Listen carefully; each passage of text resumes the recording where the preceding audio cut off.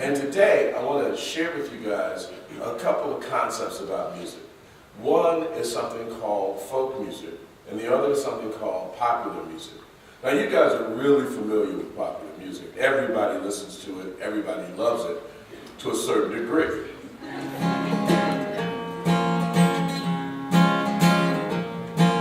I heard there was a secret chord David played and it pleased the Lord. You don't really care for music, do ya?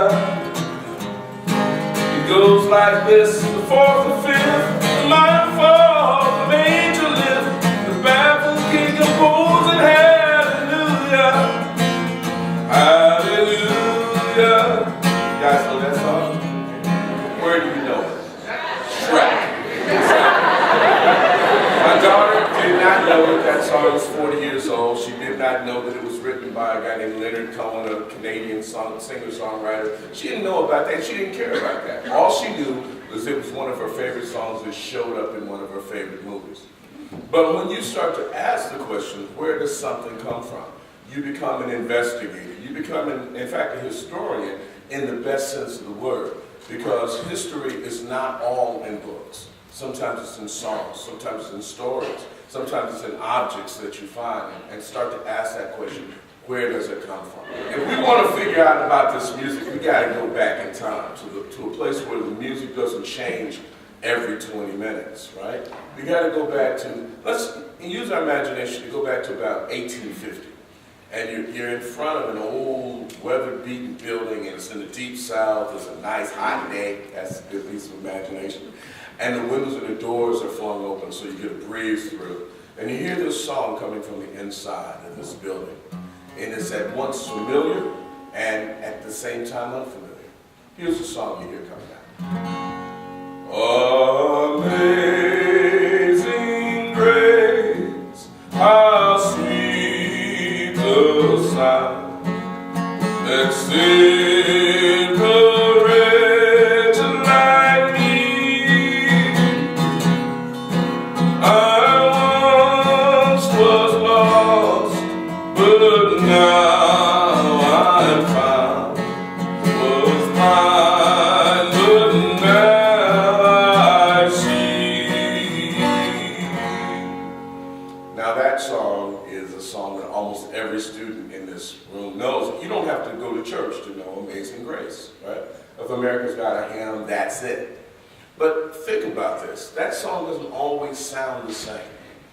Let's say we go 500 feet up the road in the year's 1850, and we're in the deep south, which means we've got something called slavery.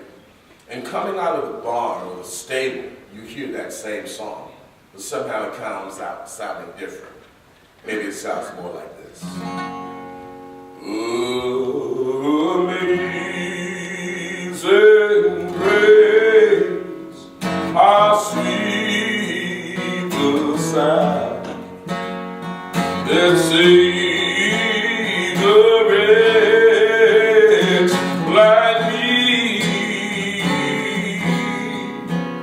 I was lost, but now I'm fine. Was blind, but now I see. Oh Lord, I see.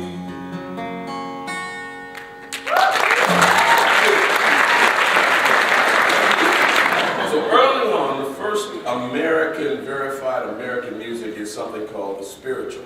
And Amazing Grace is sort of an example of that. But there are these amazing black spirituals that were used to convey messages. Like say, for instance, you're on this plantation and you want to go to freedom. And somebody starts singing this song. And it's really easy to learn it because you can't write it down. And you couldn't read it even if I could write it down for you. So we learned by something called call and response. I'm on my way to Canaan land. I'm on my way to Canaan land. I'm on my way to Canaan land. I'm on my way I'm on my way. I'm on my way. I'm on my way. Good job. But you can't sing. I'm on my way to Canada. You will be busting. So, you find ways to talk about Canada, campground, promised land, deep river. I want to cross over into campground. You find these ways to talk about Canada in these spirituals because you need to disguise it. Now, in the 1940s, you get a guy by the name of Ray Charles.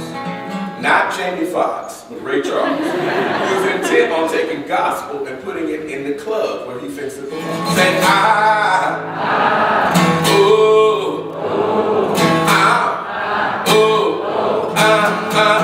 tell me what I say, tell me what I say, tell me what I say, tell me what I say.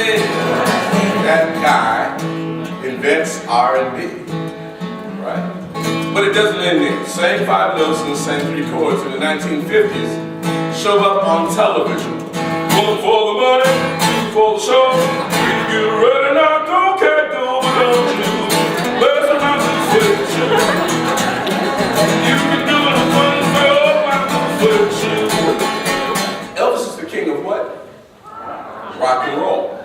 But there are 2 kings of rock and roll.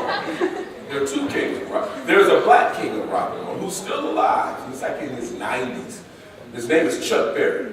And he's from, somebody like Chuck Berry. He's from St. Louis, right? Go, Johnny, go, go. Go, Johnny, go, go, go. Go, Johnny, go, go. Go, Johnny, go, go, go. Yeah, Johnny, be good.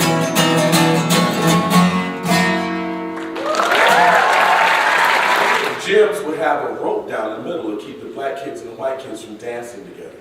When those kids heard those 5 notes, they tore down the rope, began to dance.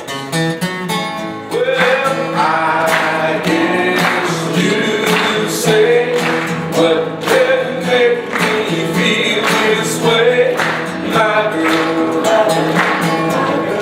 Talking about my girl.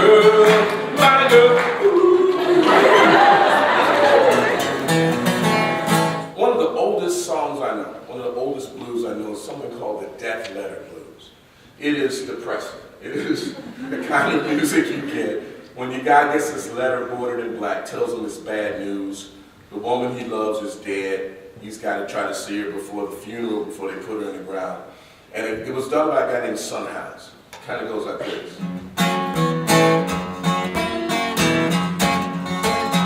Well, got a letter this morning, how do you think you read? Said, hurry, hurry, cause the cat's love is dead. I got a letter this morning. Oh, how you think you read? You said, hurry, hurry, cause the gal you love is dead. What happens if you reshape that song? Instead of doing each verse twice, you do the 1928 Death Letter Blues. You do each verse once. You speed the song up. You fade the music out. It becomes the 2014 remix, and you download it from iTunes because it sounds like this. I got a letter this morning, how do you think you read? Said, hurry, hurry, cause the gal who loves is dead. You know I packed up my suitcase, took off down the road. When I got there, she was laying out on the cooling board. I eased up close and I looked down in her face and said, hey, you know I love you, but I just can't take no face. You know it seemed like the thoughts won't stand around a funeral ground. I didn't know how much I love it, and put my baby in the ground for my arms. And then I walked away and said, hey, you know I love you, how to see you. Just been thinking of my woman this morning, and was about to break a day. And I was sucking on the pillow where my baby used to lay. When we went to church, popped out, I tried to pray, but the blues come along and it drove my spirit away. Woke up this morning about the break of day, and I was looking on the pillow where my baby used to lay. I said, what?